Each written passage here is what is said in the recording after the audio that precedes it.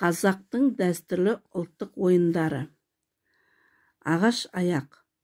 Ауыл балалары басы ашалы қысқа жуан ағаштарды аяқтарына тағып, байлап алып, бойларын ұзартып, бірін-бірі итеріп, жығып, кейде жарысып ойнайды. Олар тырна, түйе сияқты құс малдарға ұқсап еліктеп ойнауға ұмтылады.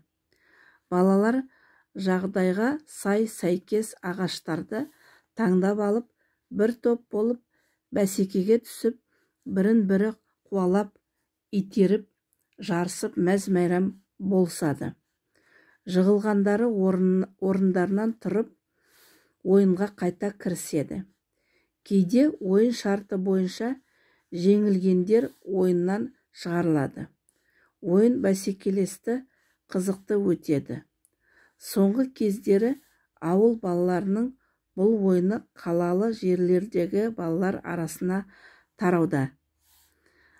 Дала циркісінің бұл ойыны цирк өнерінде де көрініс табуда. Ойынның тәрбиелік мәні зор. Жастарды, балаларды ептілік, қырағылыққа тәрбиелейді. Адымдаспақ.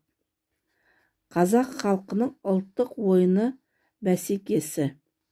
Ауыл жастары белгілі бір жерге жиналып, адымдасып, жарысып, бәсекелесіп ойнайды.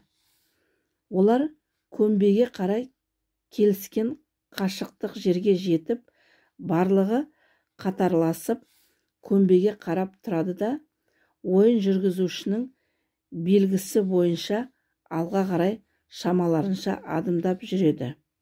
Ойын шарты бойынша ойыншылар жүгіріп кетуге болмайды.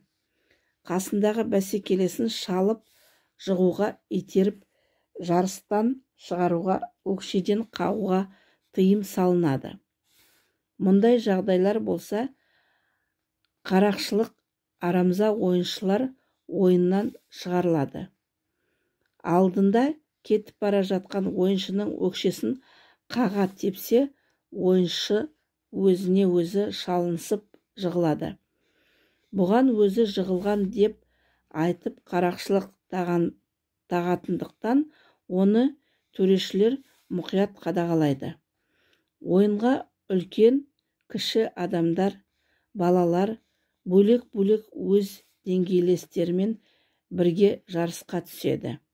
Себебі үлкенді, кішілі ірі адамдар, кіші балалар араласа, адымдасып, жарыса ойын бәсеке әділетсіз болады. Олардың адамдары әртүрлі болады. Сондықтан тетелестер адымдасып жарысады.